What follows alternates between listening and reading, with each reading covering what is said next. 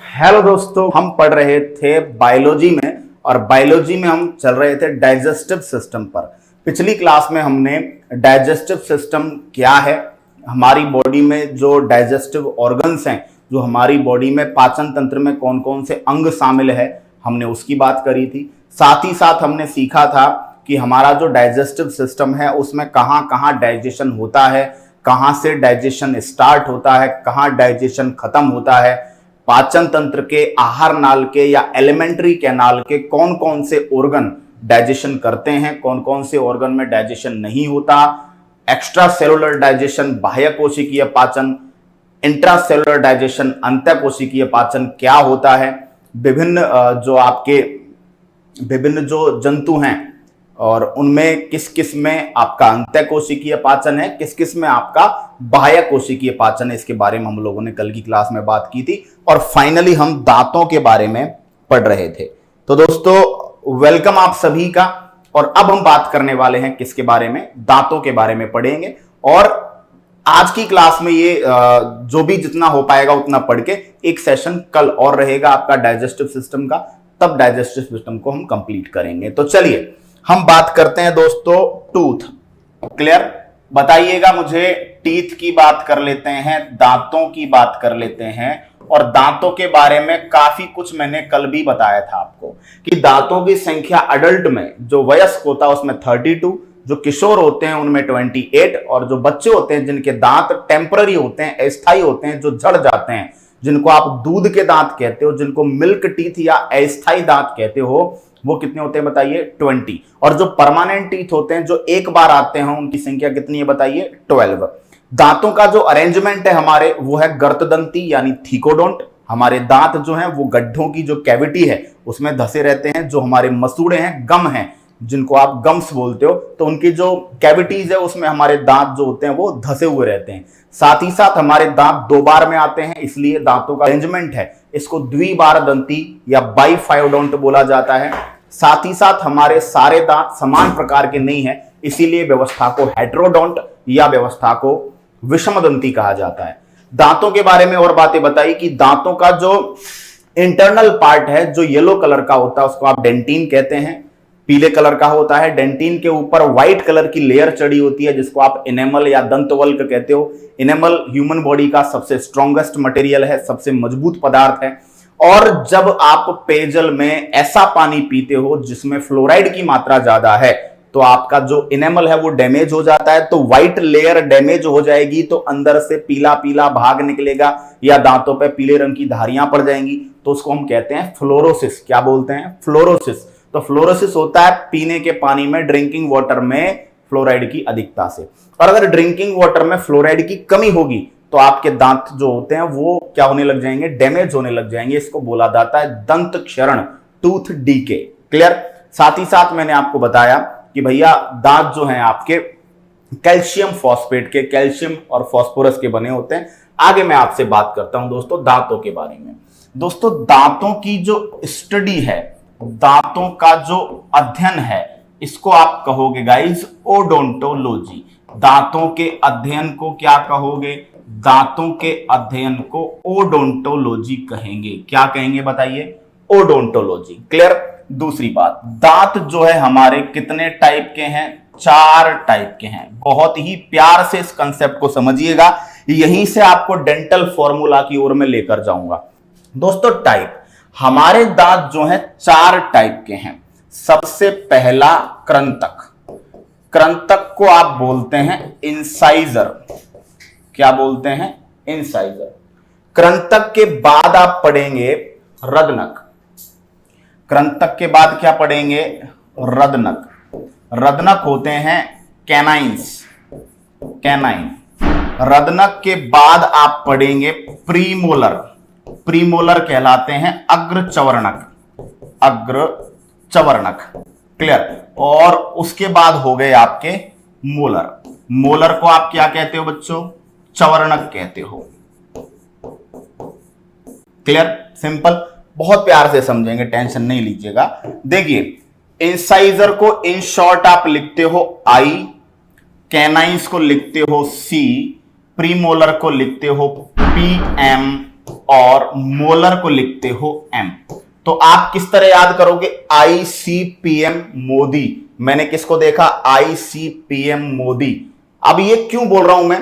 क्योंकि दोस्तों जब आप मुंह खोलते हैं, ऐसे खोला, तो जब मुंह खोलेंगे तो मुंह में सबसे बीच में, चाहे ऊपर के जबड़े की बात कर लें, चाहे निचले जबड़े की बात कर लें, बीच में दांत जो आपके दिख रहे हैं, ये आगे ये कृंतक है, इंसाइजर बीच में है। अब जबड़ा जो है वो आपका यूं है। क्लियर? तो जब इंसाइजर से आप ऐसे साइड में जाओगे, देखो समझिएगा, ये आपके क्या है? आगे मान लीजिए आपके इंसाइजर है। अब जैसे आप पीछे की तरफ जाओगे जबड़े में, तो इंसाइजर के बाद आपको मिलेंगे क्या? कैनाइंस। ये थोड़े नुकीले होते हैं, कैनाइंस। क्लियर? उसके बाद प्रीमोलर और लास्ट में मोलर, प्रीमोलर और लास्ट में मोलर। समझने की कोशिश कीजिएगा मैं क्या कहना चाह रहा हूं। मैं ये कहना चाह रहा हूं कि जब आप देखिए, ये आगे इंसाइजर से साइड में जाइए, कैनाइन, प्रीमोलर, लास्ट में मोलर। क्लियर? तो आपके दो जबड़े हैं, तो दोनों जबड़ों में बीच में से चलिए। सबसे पहले ऊपरी जबड़े की, अपर जॉ की बात कीजिए। बीच में क्या होगा? Incisor, canine, premolar, molar. Left side में आ गए। राइट साइड में देखिएगा, इंसाइजर, कैनाइन, प्रीमोलर, मोलर। निचले जबड़े में इंसाइजर, कैनाइन, प्रीमोलर, मोलर। इधर राइट में इंसाइजर, कैनाइन, प्रीमोलर, मोलर। बात समझ में आ गई? ठीक है। तो आपकी अगर मैं बात करूं तो कृंतक का काम है दोस्तों काटना। कृंतक का काम क्या है? कटिंग। भोजन को क्या करता है? काटना। रदनक का काम है दोस्तों चीरना फाड़ना, रगड़ना, पीसना, ये सब इसी का काम है। और इन दोनों का जो काम है वो कॉमन है, आप कह देंगे चबाना, च्यूइंग करना। क्लियर? दोनों का काम एक ही है, चबाना। ठीक है। कृंतक, अगर मैं अपर जॉ की बात करूं, अपर जॉ का मतलब है ऊपरी जबड़ा, और अगर मैं लोअर जॉ की बात करूं, निचले जबड़े की बात करूं, तो कृंतक जो है वो कितने जोड़ी हैं बताइए? 2 जोड़ी। 2 जोड़ी ऊपर, 2 जोड़ी नीचे। क्लियर? बात समझ में आ गई? एक जोड़ी कैनाइन ऊपर और एक जोड़ी कैनाइन नीचे, 2 जोड़ी प्रीमोलर ऊपर और 2 जोड़ी प्रीमोलर नीचे। क्लियर? और 3 जोड़ी मोलर बच्चों ऊपर और 3 जोड़ी मोलर नीचे। क्लियर? ये एडल्ट की बात चल रही है, वयस्क का सिस्टम समझा रहा हूं आपको। अच्छा, एक चीज पे आपने गौर किया क्या? गौर किया है नहीं किया? देखिए समझिएगा, कैनाइंस जो होते हैं ये नुकीले होते हैं, सबसे नुकीले मतलब देखिएगा, ये देख रहे हैं बगल वाले, ऐसे कुत्ते में होते हैं ना ऐसे बगल वाले दांत, तो कैनाइंस जो है वो नुकीले हैं। इनका काम है चीरना फाड़ना। तो जनरली जो कार्निवोरस एनिमल्स होते हैं, जो मांसाहारी जंतु होते हैं, उनमें कैनाइंस बहुत डेवलप पाए जाते हैं। तो मानव के अंदर कैनाइंस है, इस बात का संकेत है कि मानव के अंदर मांसाहारी नेचर है। क्लियर? जबकि जो पूर्णतः शाकाहारी जंतु है, हाथी हो गया, घोड़ा हो गया, आपके हिरण हो गया, रैबिट है, खरगोश है, गाय, भैंस, ये जितने भी कंप्लीट जो मतलब आप कह सकते हैं पूर्ण रूप से जो हर्बीवोरस है, शाकाहारी हैं, उनके अंदर कैनाइंस जो है वो नहीं पाए जाते, क्योंकि कैनाइंस जो है ये मांसाहारी जीवों की एक तरीके से आइडेंटिटी है। ठीक है। अच्छा, आप देखेंगे हमारे अंदर एडल्ट में 2 जोड़ी हो गए, 4 जोड़ी यानी कि 8 आपके क्या है? इंसाइजर। 2 जोड़ी आपके कैनाइंस है, मतलब 4 आपके क्या हो गए? कैनाइंस हो गए 12 और 4 जोड़ी आपके प्रीमोलर, 12 और 8 20, और 6 जोड़ी आपके मोलर, 20 और 12 कितने हो गए बताइए? 32। तो आप यहां से सीखेंगे डेंटल फॉर्मूला, यहां से आप क्या सीखेंगे? दंत सूत्र, डेंटल फॉर्मूला। और डेंटल फॉर्मूला मैं आपको बता रहा हूं सबसे पहले किसका? एडल्ट का। तो एडल्ट का डेंटल फॉर्मूला देखिएगा, आप लिखेंगे 2123 अपॉन 2123 इंटू 2। क्या मतलब है सर इसका? ये क्यों लिखा है सर आपने, कैसे लिख दिया? देखिए भाई, हम दांतों को आगे से पीछे की तरफ लिख रहे हैं, और मैंने आपको तरीका बताया था ICPM मोदी। क्लियर? ऊपर जो लिखा है 2123 ये अपर जॉ की बात है, नीचे जो 2123 लिखा है लोअर जॉ की बात है। मतलब ऊपरी जबड़े का ऊपर, निचले जबड़े का नीचे, और ये 2 का मतलब है जोड़ी। आपको सबको डबल करना है। तो इससे क्या पता चलता है आपको कि भैया वयस्क में, देखिएगा वयस्क में ऊपरी जबड़े में 2 और 1 3, 2 5 3 8 जोड़ी, 8 जोड़ी का मतलब 16 दांत। नीचे 3 और 2 5, एक 6 जो 8 जोड़ी का मतलब 16 टीथ, वही 16 16 16 16 32। क्लियर। अब आपसे पूछ ले कि भैया एडल्ट में प्रीमोलर कितने हैं, तो प्रीमोलर देखिएगा 2 और 2 4, 4 का डबल कर दीजिए 8। आपसे पूछा जाए अपर जॉ के अंदर, ऊपरी जबड़े के अंदर नंबर ऑफ मोलर्स बताइए, तो ऊपरी जबड़े में कितने मोलर है, 3, ये जोड़ी में है, कितना आंसर आएगा 6। क्लियर, ठीक है। अब मैं बात करता हूं तो एडल्ट में कितने होते हैं बताइए, 32 होते हैं। क्लियर। अब मैं आपसे बात कर रहा हूं इधर किसकी, किशोर की। तो किशोर का जो डेंटल फॉर्मूला है ये होता है बच्चों 2122 अपॉन 2122। अब जरा आप समझिएगा मुझे कि डिफरेंस किधर आया, डिफरेंस कहां आया। देखिए डिफरेंस आया आई सी पीएम और एम। डिफरेंस किस में आया बताइए, मोलर में। और मोलर में कौन सा मोलर एब्सेंट है, 3rd नंबर का। आप देखिएगा हमारे मोलर दांत किधर आ रहे हैं, सबसे एंड में। अच्छा, अपने जबड़े के कितने कोने हैं, एक जबड़े के 2 कोने, लेफ्ट राइट। निचले जबड़े के भी 2 कोने, लेफ्ट राइट। हर कोने में 3-3 मोलर है, 3 मोलर इधर, 3 मोलर इधर, 3 मोलर इधर, 3 मोलर इधर। सही है। अब चारों कोने से एक एक मोलर गायब हो गया। क्लियर। तो 4 मोलर कम, 4 मोलर गए। और ये 4 मोलर कौन सा है, हर तरफ से 3rd मोलर है, ये 3rd मोलर। क्लियर। चारों कोनों पर जो तीसरे नंबर का मोलर था वो एब्सेंट है। तो बताइए 32 में से 4 गए, बताइए कितने रह गए, 28। और ये जो 4 मोलर कम हुए हैं, जो अंतिम चौवर्णक दांत है या जो 3rd मोलर होता है, इसी को आप क्या बोलते हैं, विजडम टूथ बोलते हो। इसी को आप क्या बोलते हो, विजडम टूथ। इसी को आप अक्ल दाढ़ कहते हो। तो ये जो अक्ल दाढ़ है ये किशोरों में नहीं पाई जाती, ये किस में पाई जाती है, एडल्ट में। अब इसका ये मतलब नहीं है कि अक्ल दाढ़ का मतलब अक्ल से है कि भैया अक्ल दाढ़ आ गई, विजडम टूथ आ गया तो ये आपके अंदर अक्ल आएगी, नहीं। ये विजडम टूथ क्या है, जनरली 3rd मोलर है। 3rd मोलर इधर का, 3rd मोलर इधर का, 3rd मोलर नीचे का, 3rd मोलर इधर का। 4 कोनों पर जो तीसरे नंबर के जो 4 मोलर हैं वो चारों के चारों एब्सेंट हैं। किसके अंदर बताइए, किशोर के अंदर। तो बताइए 32 में से 4 चले गए बच्चों, तो आपके डिफरेंस कितने का आ गया, 4 का। क्लियर। और ये जो आपसे पूछा जाए विजडम टूथ कितने पाए जाते हैं, तो आप कहेंगे सर 4। और ये विजडम टूथ कौन सा टूथ है, ये है आपका मोलर नंबर 3। 4 कोनों पर है ये, 4 कोनों पर तीसरे नंबर के 4 मोलर हैं। क्लियर। क्योंकि हर कोने में 3-3 चौवर्णक दांत है आपके। ओके, उनमें से सारे कोनों में से एक एक गायब है, वो क्या है, विजडम टूथ है। अब बात करते हैं बच्चा। क्लियर। अब आपसे बात करता हूं मैं बच्चे का जो डेंटल फॉर्मूला है। तो बच्चे का डेंटल फॉर्मूला है, जरा गौर करिएगा, 2102 अपॉन 2102। अब समझिएगा यार, बच्चे के डेंटल फॉर्मूले में बात करोगे 2102 यार, जो दांत आपके टीनेज में, किशोर में ही नहीं है, वो बच्चे में कहां से आएंगे। तो बच्चे में जो 4 तो अक्लदाढ़ हैं, ये नहीं पाई जाती। साथ ही साथ आप गौर कीजिएगा कि बच्चे में दोस्तों जो प्रीमोलर है, बच्चे में जो प्रीमोलर है वो क्या है बताइए, 0। और प्रीमोलर कितने होते हैं एडल्ट में और टीनेज में, 8। तो बताइए 8 कम ये हो गए और 4 कम कौन हो गए बताइए, विजडम टूथ। कितने की कमी हो गई, 12 की। अच्छा, 32 में से 12 गए, बताओ कितने बचे, 20 बचेंगे, नहीं बचेंगे। 32 में से 12 गए, बोलो कितने बचेंगे, 20 बचेंगे, नहीं बचेंगे, बोलिए। क्लियर। तो मैं इस चीज को एक बार दोबारा से आपके दिमाग में रखना चाहूंगा, तो मैं फिलहाल के लिए इसको यहां से हटा रहा हूं ताकि आप जो है प्रॉपरली एक बार स्क्रीनशॉट जो है ले पाए, है ना। क्लियर। फिर जो है मैं आपको इन चीजों को तरीके से दोबारा से एक बार एक्सप्लेन कर दूंगा। ठीक है, टेंशन बिल्कुल नहीं लेनी आपको।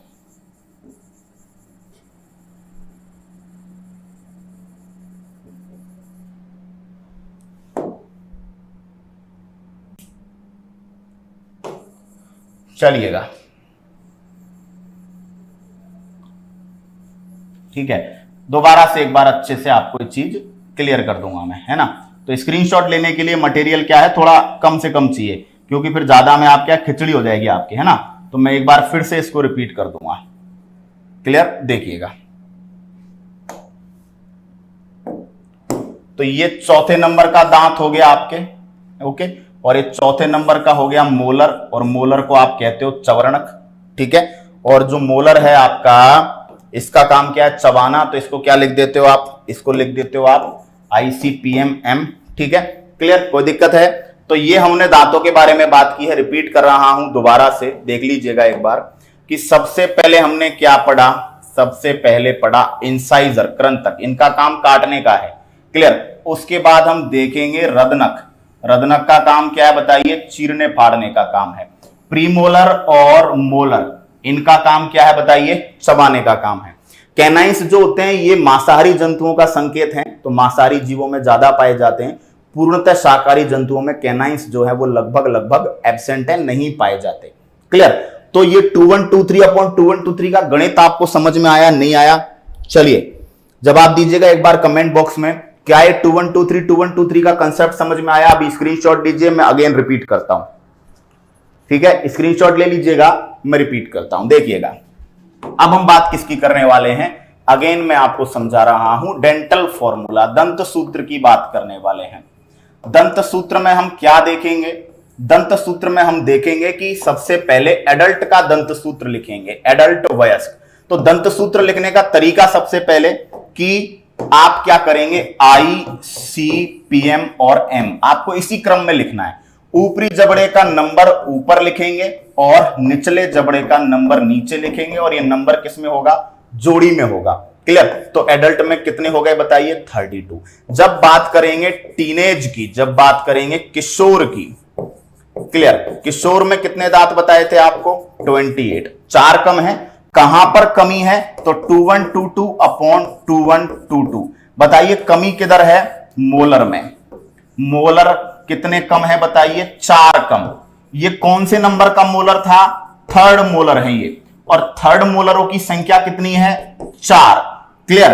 तो इन्हीं को क्या बोलते हैं, विजडम टूथ, इन्हीं को क्या बोलते हैं बच्चों, अक्ल दाढ़, अक्ल दाढ़ बोला जाता है, विजडम टूथ कहा जाता है। जब बात करेंगे बच्चे की, तो बच्चा या फिर दूध के दांतों का दंत सूत्र आपसे पूछे, मिल्क टीथ का आपसे डेंटल फॉर्मूला पूछे, तो बच्चे में कितने दांत बताइए, 20। और 20 है तो इसको कैसे लिखोगे, 20 है तो इसको लिखोगे 2102/2102, क्लियर। आप देखिएगा कि क्या क्या कम है, तो 4 तो आपके अक्लदाढ़ नहीं है इनके अंदर, 4 तो अक्लदाढ़ कम है, और 8 प्रीमोलर अग्रचवर्णक, 8 प्रीमोलर कम है।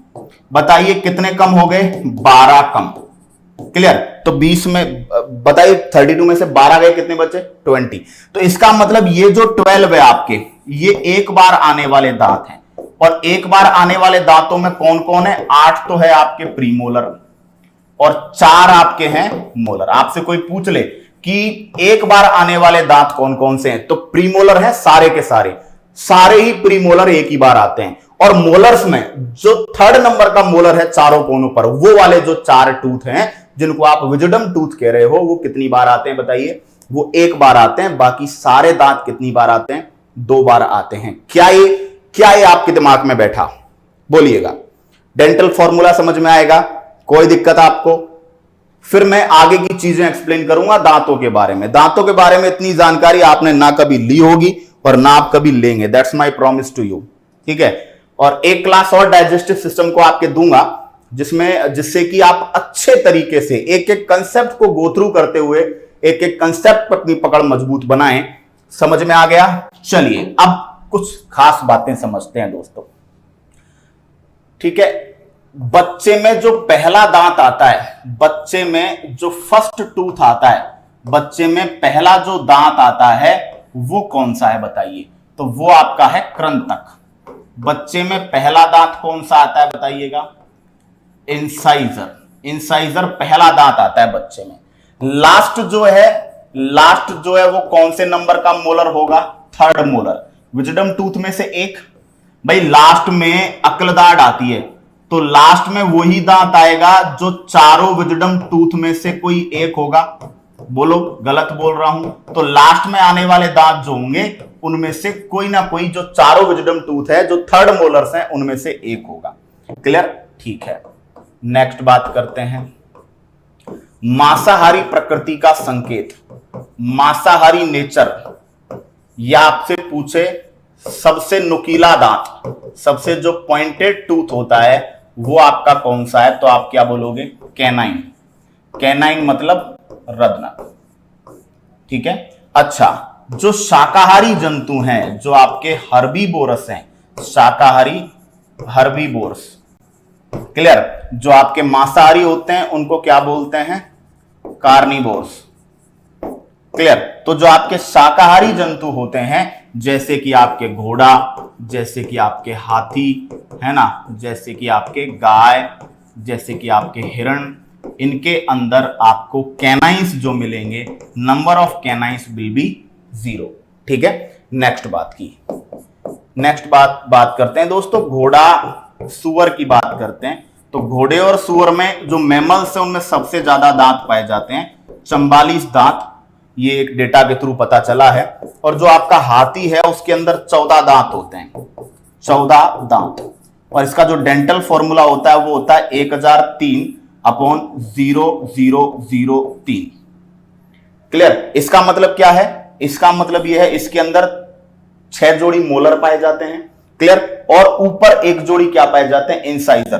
तो ये जो एक जोड़ी इंसाइजर है ऊपर हाथी के ऊपरी जबड़े में, हाथी के ऊपरी जबड़े में जो एक जोड़ी इंसाइजर है, ऊपरी जबड़े में जो एक जोड़ी इंसाइजर है, इसी को हाथी दांत या टस्क कहते हैं। बोलते हैं ना हाथी के दांत खाने के और दिखाने के, और तो हाथी का जो दिखाने का दांत होता है जिसको आप टस्क बोलते हो, वो जो है हाथी का क्या है, incisors of upper jaw. Question आता है कि हाथी का जो हाथी दांत होता है ये ऊपरी जबड़े का कौन सा दांत होता है, तो आप कहेंगे सर ऊपरी जबड़े का इंसाइजर होता है, जिसको आप क्या कहते हैं, जिसको आप टस्क कहते हैं। तो बच्चे में पहला दांत दोस्तों इंसाइजर आता है, लास्ट जो दांत है आपका वो थर्ड मोलर है, विजडम टूथ में से एक होगा कोई।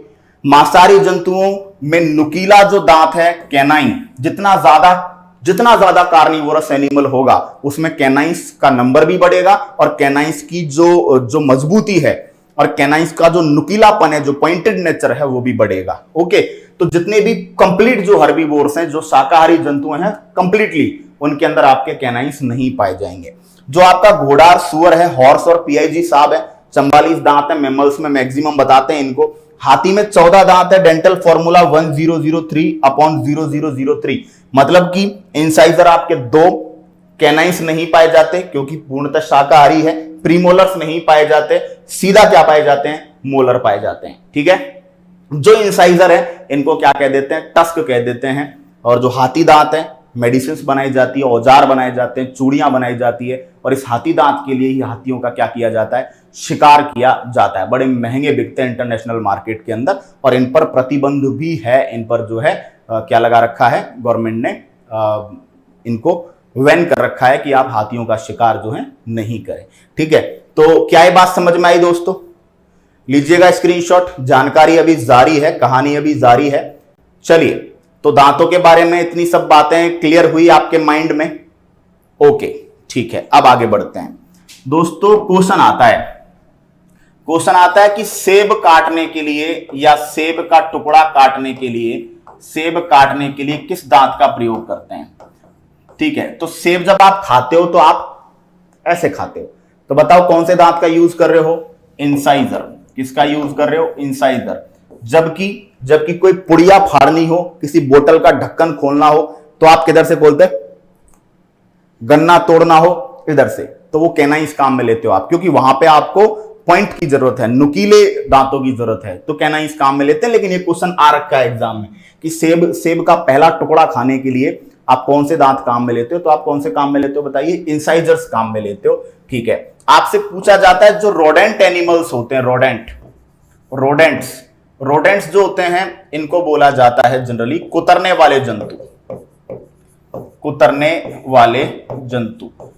वाले जंतु जो जनरली कपड़ों को कुतरते रहते हैं, ठीक है। कौन कौन है इसके अंदर, चूहा है, गिलहरी है, स्क्विरल, चूहा गिलहरी, ये जो है ये कुतरते रहते हैं, इनको रोडेंट्स बोलते हैं। क्वेश्चन आता है कि ये कपड़ों को क्यों कुतरते हैं दोस्तों, है ना, इनकी क्या मजबूरी है। चूहा हमारे नए नए कपड़े कुतर जाता है, हमें बड़ा गुस्सा आता है कि इस चूहे का पता लग जाए, जिसको फांसी चढ़ा दूं। लेकिन आपको समझना चाहिए कि चूहे की जिंदगी दांव पर है। कैसे कि ये जो रोडेंट एनिमल्स होते हैं, इनके जो इंसाइजर्स हैं वो अपनी तरह नीचे नहीं बढ़ते, इनके इंसाइजर्स यूं बढ़ते हैं ऊपर की तरफ, और अगर वो बढ़ते ही चले जाएंगे तो दोस्तों वो एक दिन इनके नेजल चैम्बर को, इनके नासा कक्ष को भेद जाएंगे और इनकी डेथ हो जाएगी। चूहे की गिलहरी की नेचुरल डेथ का रीजन यही है कि इनके इंसाइजर्स आवश्यकता से ज्यादा लंबे हो जाते हैं।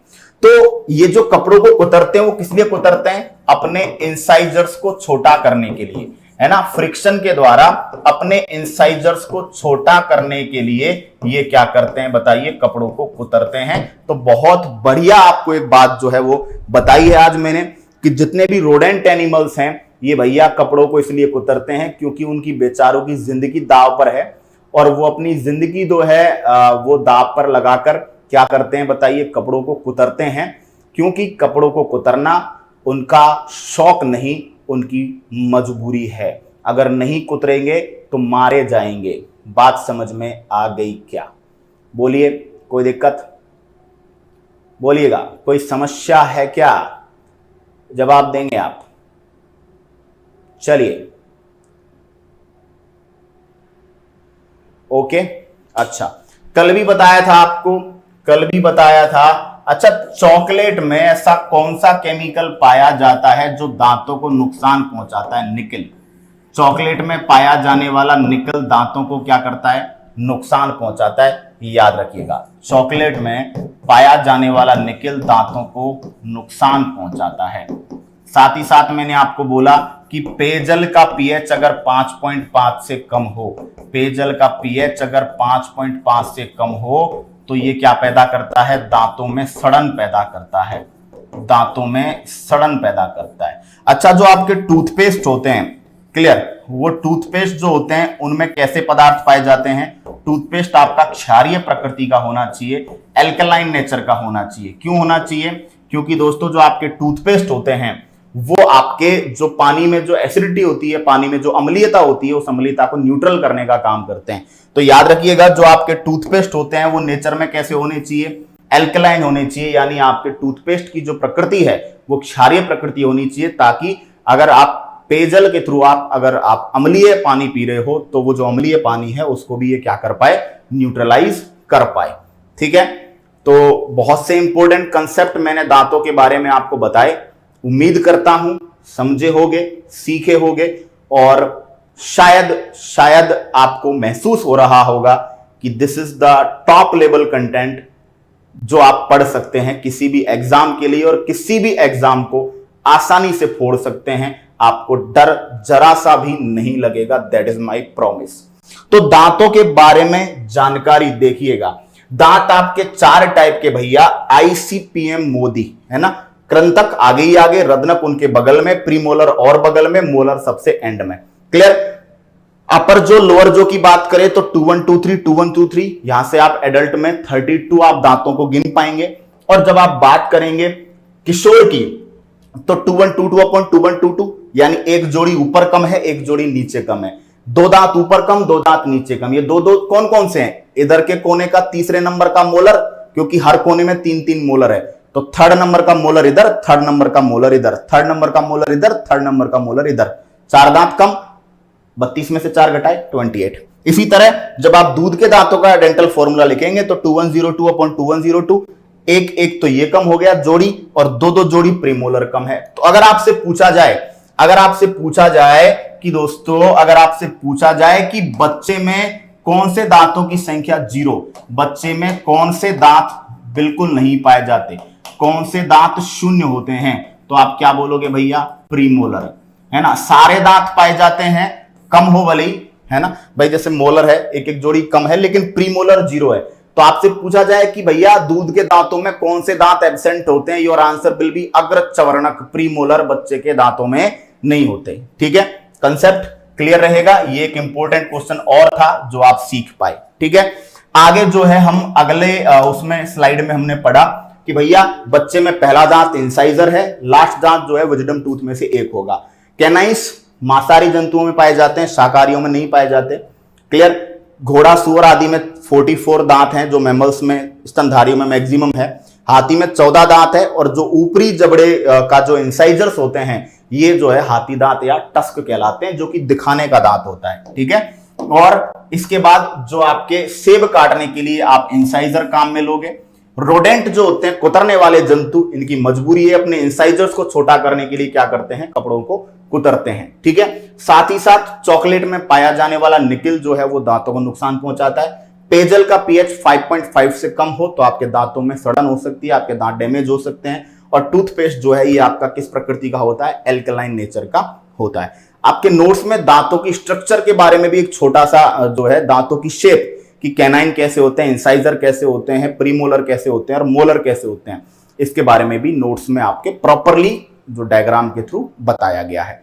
अब मैं क्या आपकी इजाजत है कि मैं आगे बढ़ूं, जीभ के बारे में आपको बता दूं, टंग के बारे में आपको बता दूं कि व्हाट इज टंग और ये किस तरह आपके काम करती है, जीभ किस तरह काम करती है, बताइएगा मुझे। क्या मैं आगे बढ़ जाऊं, इजाजत है? कोई समस्या स्पीड को लेकर, कंटेंट डिलीवरी को लेकर, समझ में आने को लेकर, किसी भी टाइप की समस्या हो बेटा झिझक मत करना। 3 लोग होते हैं जिनके साथ लाइफ में झिझकना नहीं चाहिए, आपका डॉक्टर, आपका लॉयर और आपका टीचर। डॉक्टर को झूठ बोलोगे, दर्द हो रहा है इधर, बता दिया इधर, दर्द हो रहा है इधर, बता दिया पेट में, तो वो तो मेडिसिन उसी हिसाब से देगा, धोखा हो गया। लॉयर को झूठ बोलोगे, आपका केस लड़ रहा है और आप सच्चाई नहीं बताओगे उसको, गड़बड़ है। टीचर बोला समझ में आ गया, याद हो गया, कोई दिक्कत नहीं है, और दिक्कत है तो किसके साथ धोखा है, ये खुद के साथ धोखा है। तो लाइफ में 3 लोगों के साथ कभी भी झूठ मत बोलना, समझ गए बात को? तो झिझकने की जरूरत नहीं है, मैं जेठ नहीं लगता तुम्हारा। अगर किसी भी टाइप की दिक्कत आती है बिल्कुल बताइए बेझिझक, मैं आपके कमेंट्स पे नजर रख के बैठा हूं, बाज की सी नजर, जरा सा कोई डाउट हो तुरंत कहिए। वैसे फुल कॉन्फिडेंस है अपने कंटेंट पे कि जब पढ़ाता हूं तो हो सकता है एक बार जब किसी चीज को समझाऊं तो एरोप्लेन बन जाए, क्योंकि मैं लेबल देता हूं, और लेबल की चीज को समझने के लिए तो भैया थोड़ा सा गुर्दा चाहिए, कलेजा चाहिए, जिगरा चाहिए। भले ही जिगरा, भले ही कलेजा बोलते हैं लीवर को और गुर्दा बोलते हैं किडनी को, लेकिन चाहिए गांव की भाषा में तो जिगरा है जिगरा, गुर्दा है गुर्दा, कलेजा है कलेजा, बोलते नहीं बोलते? तो मेहनत चाहिए, कॉन्फिडेंस चाहिए, लगन चाहिए, जुनून चाहिए, तो वो जगेगा, जैसे जैसे पढ़ेंगे वैसे वैसे जगेगा। अभी बात करते हैं किसकी, बताइए, जीभ की। तो सबसे पहले तो आपसे कोई पूछ ले कि जीभ कैसा अंग है, तो मेरे भाई पेशीय अंग है, मस्कुलर है। और एक एक चीज जो बताऊंगा ना वो पेपर्स में आप देखोगे, जीभ एक पेशी अंग है, मस्कुलर अंग है। और क्वेश्चन आता है दोस्तों, ऐसी मांसपेशी, हमारे शरीर की ऐसी मांसपेशी जिसका एक सिरा मुक्त रहता है, जिसका एक किनारा, जिसका एक सिरा क्या रहता है, मुक्त रहता है। The muscle of our body which one end is free. अरे देखिए ना, ये दिख रहा है, फ्री है, समझ गए, ये मुक्त है। एक पार्ट आपका जुड़ा हुआ है पीछे, लेकिन जो एक पार्ट है वो आपका फ्री है, उसको निकाल के लोगों को चढ़ाते हम लोग, है ना? तो वही तो है आपका, समझ गए? तो जीभ एक ऐसी मसल है, एक ऐसी मांसपेशी है जो कि एक तरफ से फ्री रहती है और एक तरफ से जॉइंट होती है। अब बात करते हैं जीभ जो है पॉइंट नंबर 1, जो आपके मुख गुहा है, जो आपके वक्कल कैविटी है, मुख गुहा के आधार से किस संरचना के द्वारा जुड़ी रहती है, तो मुख गुहा के आधार से फ्रेनुलम लिंगुआ किस स्ट्रक्चर के द्वारा जुड़ी रहती है, फ्रेनुलम लिंगुआ के द्वारा जुड़ी रहती है। यानी जीभ का जो कनेक्शन है हमारी वक्कल कैविटी में, देखिएगा समझाता हूं। जीभ को कांच में जाइएगा, देखिएगा, उल्टा ऐसे करिएगा, यूं। तो उल्टा जब आप देखोगे तो आपको लगेगा कि जीभ जॉइंट है आपके माउथ के अंदर, आपकी ओरल कैविटी में जॉइंट है। किस स्ट्रक्चर के द्वारा? Frenulum lingua. ठीक है। दूसरी बात, जीभ जो है, जीभ की अगर मैं बात करूं तो दोस्तों जीभ की जो लेंथ है, जीभ की जो लंबाई है वो फीमेल में मेल की तुलना में क्या होती है, ज्यादा होती है। ठीक है। थर्ड बात, जीभ का जो काम है, जीभ का जो फंक्शन है, पहला काम है टेस्ट, पहला काम है स्वाद का निर्धारण, स्वाद का पता लगाना, सेंसिंग ऑफ टेस्ट। क्लियर? अच्छा, दूसरा काम है दोस्तों बोलने में हेल्प, बोलने में मदद करना। टू हेल्प इन स्पीच, बोलने में हेल्प। तीसरा, भोजन की मुंह में गति, है ना भाई, भोजन को मुंह में क्या बनाती है, गतिशील बनाती है, मूवेबल बनाती है। चलिएगा देखते हैं। देखिए बोलने में कैसे हेल्प करती है।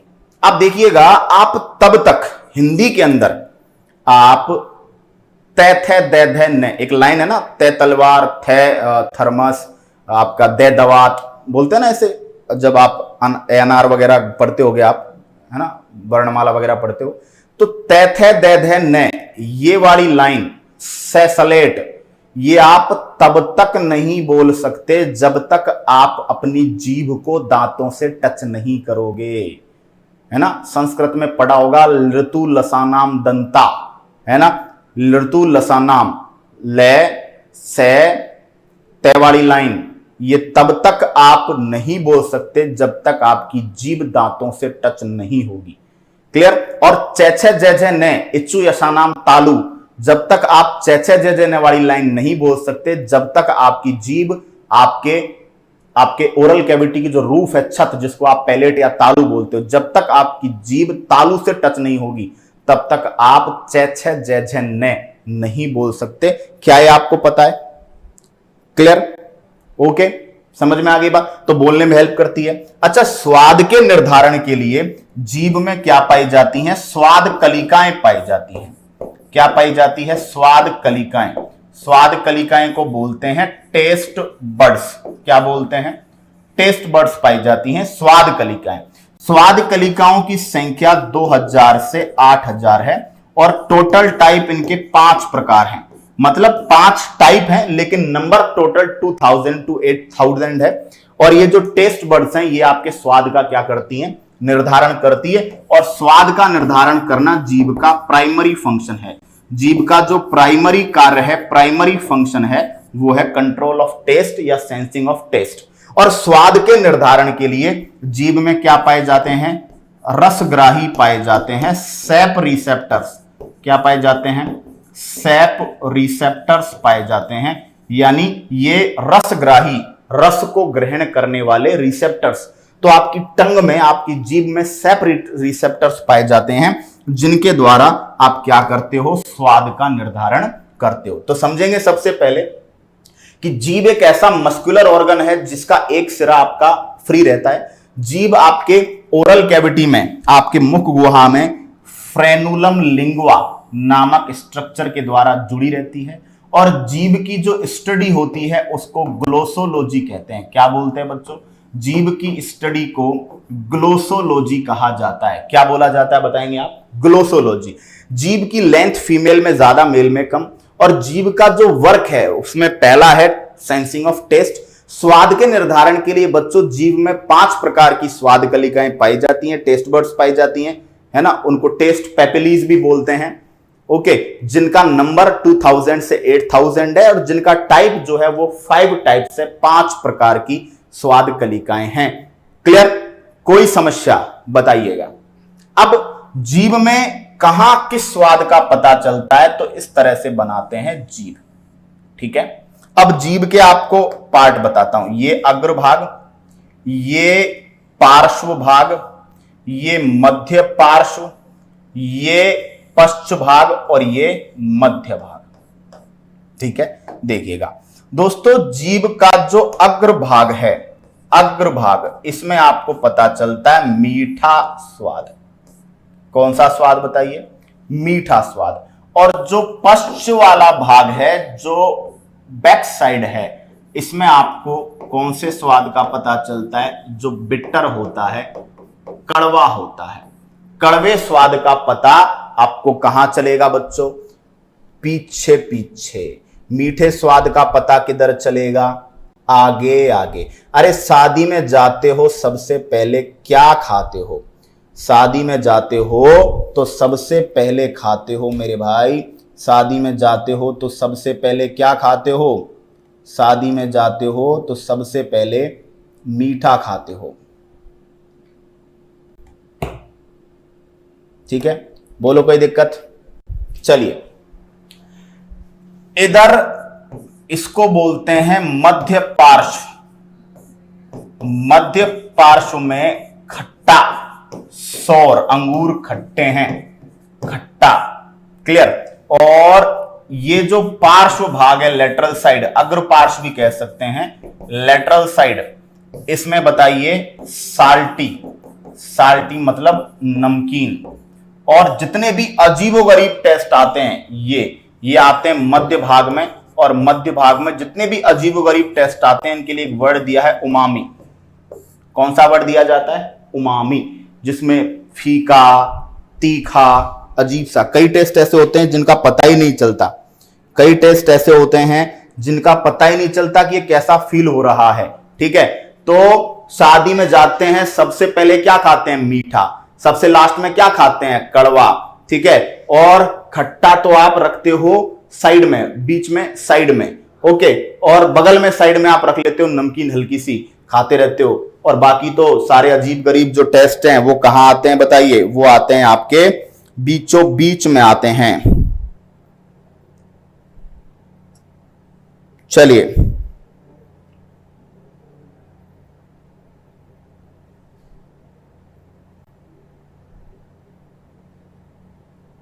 चलिए, क्लियर, बात समझ में आ गई। लहसुन प्याज का जितने भी अजीबोगरीब टेस्ट हैं सब कहां आते हैं बताएंगे? एक बार मैं आपके कमेंट्स पढ़ने की कोशिश करता हूं, ठीक है, ओके। तो लहसुन प्याज जितने भी अजीबोगरीब टेस्ट होते हैं, ओके, लहसुन प्याज। तो बच्चों शायद समझ गए होंगे आप कि जीभ के अग्र भाग में मीठा, पश्च भाग में कड़वा, मध्य पार्श्व में खट्टा, पार्श्व में लेटरल साइड में नमकीन, बीचों बीच में umami. Is that clear to all of you? आगे बढ़ जाऊं, बोलिएगा जीभ के बारे में क्या आप मेरी बात समझ पाए?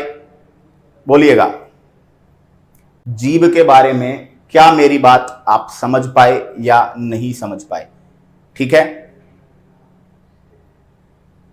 चलिए अब मैं बात करता हूं दोस्तों, दांत और जीभ पढ़ने के बाद मैं सीधा जा रहा हूं डाइजेस्टिव फ्लूइड।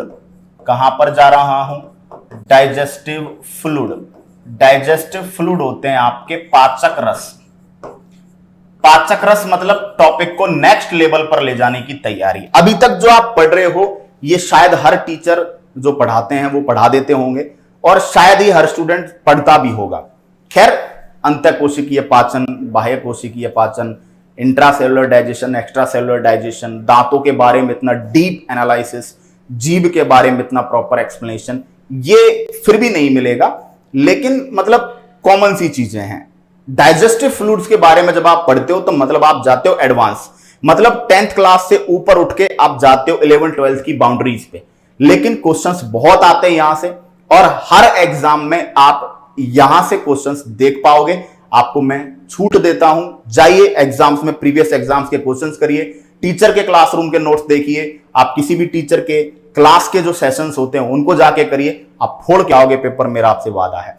तो आपके पाचक रस मतलब कि जब आप भोजन को पचा रहे हो तो अलग अलग लेवल पर, अलग अलग स्तर पर जो खाना आपने खाया है उसमें बहुत सारे रस ऐड किए जाते हैं, समझ रहे हो, ताकि उसको अच्छे से क्या किया जा सके, तोड़ा फोड़ा जा सके। तो उन्हीं रसों की बात कर रहे हैं। पाचक रस कितने टाइप के? 5 प्रकार के होते हैं। इनको एक ट्रिक के द्वारा मैं डिलीवर करता हूं।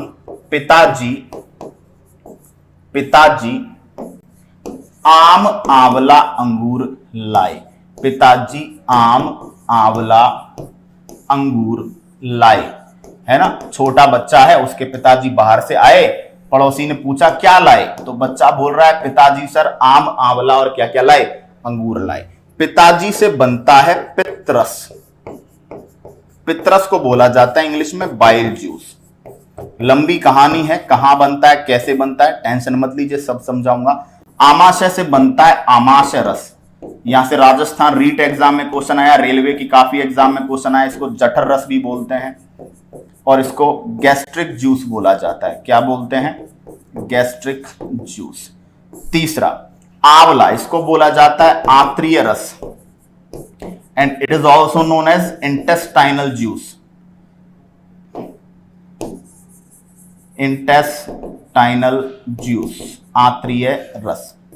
चौथे नंबर पर अंगूर, इसको बोला जाता है अग्नाशयी रस। अग्नाशयी रस is also known as pancreatic juice, pancreatic juice. And last one is लार, लार मतलब सैलाइवा। क्लियर? ठीक है। अब कहां बनते हैं, कैसे बनते हैं, उसकी बात बाद में। पहले तो इनकी एक पीएच वैल्यूज के लिए आपको एक मोबाइल नंबर याद करना पड़ेगा, 78 18 80 77 68।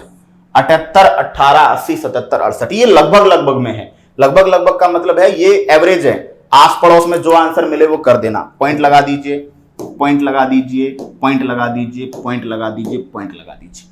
अब पीएच वैल्यू के हिसाब से आप पता लगाओगे तो सर्वाधिक अम्लीय रस कौन सा होगा, सबसे ज्यादा अम्लीय कौन सा होगा बताइए, जिसका पीएच वैल्यू सबसे कम हो। क्लियर? और सर्वाधिक क्षारीय, सबसे ज्यादा क्षारीय कौन सा होगा, जिसका पीएच वैल्यू सबसे ज्यादा हो।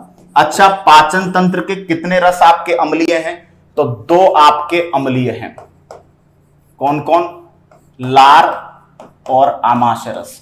इसका मतलब आपके डाइजेस्टिव सिस्टम का जो आमाशय तक का पार्ट है वो अम्लीय है, और आमाशय से नीचे का जो पार्ट है, क्लियर, जो 3 रस हैं वो क्षारीय हैं। आमाशय से नीचे का पार्ट है वो कैसा हो जाता है, क्षारीय हो जाता है। 3 रस क्षारीय हैं, कौन कौन से हैं? आपका अग्नाशय रस, अग्नाशयी रस, क्लियर, आपका पित्तरस और आंत्रीय रस। ये तीनों क्या हैं आपके, क्षारीय हैं। 3 आपके क्षारीय, 2 आपके अम्लीय। ठीक है, क्लियर? ओके, तो पिताजी आम आंवला अंगूर लाए। ठीक है, सिंपल सी बात है यहां तक। पिताजी से पित्तरस बाइल जूस, आम से आमाशय रस, जठर रस गैस्ट्रिक जूस, आंवला आंतरीय रस इंटेस्टाइनल जूस, अंगूर अग्नाशय रस पैंक्रियाटिक जूस, और लार आपके सैलाइवा। एक एक को पढ़ेंगे, टेंशन लेने की जरूरत नहीं है। एक एक को पढ़ेंगे, टेंशन लेने की जरूरत नहीं है। हां, तो बच्चों कैसा महसूस हो रहा है, क्या अंदर से फीलिंग आ रही है? क्या ये पेड कोर्स में जुड़कर आपने कोई गलती की, या आपको इस पेड कोर्स में जुड़कर अब महसूस हो रहा है कि yes we can do, we will do, या फिर ऐसा महसूस हो रहा है कि नहीं मजा नहीं आ रहा है? बताइए, जवाब दीजिए। जैसा महसूस हो रहा है बताइएगा, बताइएगा। कंटेंट के मामले में अगेन कह रहा हूं, किसी की औकात नहीं है हमसे पंगा ले जाए, बिल्कुल औकात नहीं है। उस लेवल पे जाके टॉपिक को छोड़ूंगा, और टॉपिक में बहुत सी नई चीजें, प्रेजेंटेशन में बहुत से नए एक्सपेरिमेंट्स आपको अब हमारी तरफ से देखने को मिलेंगे। तो बताइएगा बच्चों, डाइजेस्टिव फ्लूइड के बारे में पाचक रस 5 हैं, पिताजी आम आंवला अंगूर लाए। बताइए, बच्चा कह रहा है sir strategy how to crack the exam. There is one strategy, per day, हर दिन हर सब्जेक्ट को पढ़ो। टाइम टेबल ये मत बनाओ कि आपको कितना घंटे पढ़ना है, टाइम टेबल ये बनाइए कि सुबह उठिए, उठ के सबसे पहले एक ब्लैंक पेज के अंदर ये लिख दीजिए कि आज आपको क्या पढ़ना है। डायरी बनाइए, हर दिन ये लिखिए कि आज मुझे हर सब्जेक्ट में ये पढ़ना है। सारे सब्जेक्ट का मटेरियल होना चाहिए, और उतना होना चाहिए जो आप पढ़ सको, आपको लगे। सुबह से ये चीज लिखो, और शाम होते होते वो आपका डेटा कंप्लीट होना चाहिए। ठीक है, साथ ही साथ टॉपिक्स को इस तरह मैनेज कीजिए, जो आप सुबह लिख रहे हो वो टॉपिक ऐसे मैनेज कीजिए कि बीच बीच में पुराने टॉपिक्स का रिवीजन भी इंक्लूड हो, और साथ में नए टॉपिक्स को भी आप पढ़ रहे हो। तो मैं आपको विश्वास दिलाता हूं कि आप बहुत ही जल्द सारे टॉपिक्स को कवर भी कर लेंगे, रिवीजन भी होगा, और आपको टाइम टेबल लोड से भी गुजरना नहीं पड़ेगा। ठीक है, साथ में साथ जैसे ही आप एक बार टॉपिक्स को पढ़ते जाएं, बीच बीच में उनके क्वेश्चन सेशंस को भी देखने का टेबल के अंदर जो है आप एक दिन सेट कीजिए कि हाँ भाई इस दिन मैं केवल क्वेश्चंस करूंगा। तो क्वेश्चंस को सेट करने का जो है वो प्लान आप करके चलिएगा। ओके भैया, कोई दिक्कत है? चलिएगा, तो यहां तक कोई समस्या उम्मीद करता हूं नहीं होगी। अब बात करता हूं दोस्तों आपसे किसके बारे में, लार ग्रंथियों के बारे में बात करता हूं। सैलाइवरी ग्लैंड्स, सैलाइवरी ग्लैंड्स, लार ग्रंथियां। सबसे पहले यहीं से स्टार्ट करता हूं। सैलाइवरी ग्लैंड्स जो है दोस्तों, लार ग्रंथियां, ये कहां पाई जाती हैं? वक्कल कैविटी में पाई जाती हैं। वक्कल कैविटी मतलब मुख गुहा में पाई जाती हैं। और ये कैसी ग्रंथियां हैं बताइए? ये दोस्तों बहिस्रावी ग्रंथियां हैं, एक्सोक्राइन है, क्योंकि बहिस्रावी ग्रंथियां वे होती हैं जो विभिन्न नलिकाओं के द्वारा, नलिका युक्त होती है, ये नलिकाओं के द्वारा अपने स्राव को, अपने रिलीज को मुक्त करती हैं, ये नलिका युक्त होती हैं। ठीक है, नेक्स्ट बात करता हूं, सैलाइवरी ग्लैंड्स जो है वो कितने जोड़ी होती हैं? 3 पेयर, 3 जोड़ी। सबसे पहली का नाम है पैरोटिड। पैरोटिड, पैरोटिड होती है एक पेयर, एक जोड़ी होती है। इसको बोला जाता है कर्ण पूर्व, कान से पहले। तो ये कहां होती है? गाल में, चीक में, गाल में। कहां होती है? कान के नीचे, कान के नीचे होती है। क्लियर? और ये लार्जेस्ट है, मतलब सबसे बड़ी, लार्जेस्ट लार ग्रंथि, सबसे बड़ी जो सैलाइवरी ग्लैंड है वो कौन है बताइए? पैरोटिड है। क्लियर? बात समझ में आ गई? लार ग्रंथियों को लाला ग्रंथि, लाला या लार ग्रंथि भी कहा जाता है। आपके मुंह में लार आती है तो आप खाने के बारे में बोलते हैं ना, ला ला, जल्दी ला ला ला, है ना? लार आती है तभी तो आती है जब आप खाने के लिए तैयार हो। क्लियर? दूसरी ग्रंथि जो होती है उसे बोला जाता है सबलिंगुअल। सबलिंगुअल, लिंगुआ वर्ड जीभ के लिए काम में लेते हैं, सबलिंगुअल को बोलते हैं अधोजिह्वा। और अधोजिह्वा जो आपकी ग्रंथि है ये पाई जाती है जीभ के नीचे, जीभ के नीचे। और ये भी कितनी होती है? एक जोड़ी। क्लियर? तो एक जोड़ी हो गई, 2 जोड़ी। तीसरी जो जोड़ी है ये जबड़ों के पास पाई जाती है, जबड़ों के पास। अब आपके ऊपरी जबड़े की बोन जो है वो मैक्सिला और निचले जबड़े की बोन मैंडिबल। ठीक है, तो इनको बोलते हैं सब मैक्सिलरी, सब मैक्सिलरी एक, और सब मैंडिबुलर, सब मैंडिबुलर ये। तो सब मैक्सिबुलर, सब मैक्सिलरी और सब मैंडिबुलर ये जबड़ों के नीचे होती है। ठीक है, तो एक जोड़ी ये हो गई। तो 3 जोड़ी आपके क्या पाई जाती हैं दोस्तों? लार ग्रंथियां पाई जाती हैं। क्लियर? लार की मैं बात करता हूं तो लार में दोस्तों 90 to 95% वाटर है। क्लियर?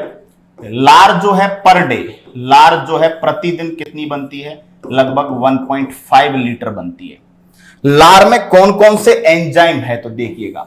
सबसे पहले टाइलिन, टाइलिन PTYALIN, टाइलिन को लार एमाइलेज भी बोलते हैं, लार एमाइलेज। और इसी को बोला जाता है डायस्टेज। ये ग्रुप्स में से एक है, इनका पूरा ग्रुप है डायस्टेज। ये एंजाइम क्या करता है? स्टार्च को माल्टोज में बदलता है, यानी ये स्टार्च का डाइजेशन करता है और स्टार्च को माल्टोज में बदलता है। यानी कि समझेंगे आप कि आपका डाइजेशन लार से ही स्टार्ट हो जाता है। तो लार में पहला एंजाइम टाइलिन पाया जाता है और दूसरा एंजाइम बच्चों लाइसोजाइम। और लाइसोजाइम एंजाइम क्या करता है? सूक्ष्म जीवों को नष्ट करता है। आंसुओं में भी होता है ये, है ना? ये माइक्रोब्स को नष्ट करता है, सूक्ष्म जीवों का नाश, माइक्रोब्स को किल करता है। तो अगर मैं आपसे एक चीज बोल दूं कि भैया जो आपके लार है, भैया जो आपके लार है उसमें 2 एंजाइम्स हैं मोस्टली। कितने एंजाइम हैं? 2। कौन कौन से? टाइलिन एमाइलेज या डायस्टेज, ये तो एक ही है। ये स्टार्च को किस में बदल देते हैं? माल्टोज में। मतलब कि डाइजेशन की शुरुआत आपकी यहीं से हो गई। दूसरा जो है वो आपके लाइसोजाइम है, ये माइक्रोब्स का क्या करता है? नाश करता है। तो दोस्तों सैलाइवरी ग्लैंड्स आपके 3 टाइप की हो गई। कौन कौन सी?